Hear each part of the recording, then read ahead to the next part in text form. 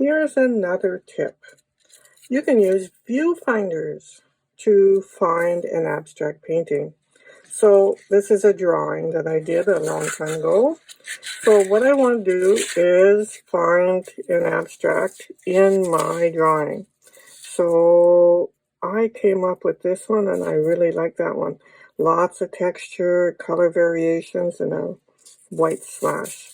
Or I could do it this way and have the white come down this way and slash that way.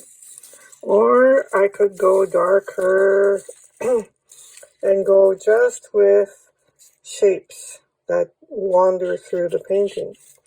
Now, if I'm unhappy with that size, I can make a smaller one that will work just as well, but give you a different perspective. So that's kind of interesting. And if you don't like it, you can work on an even bigger one and have more things included. So this one I could have marks that go this way, marks that go this way.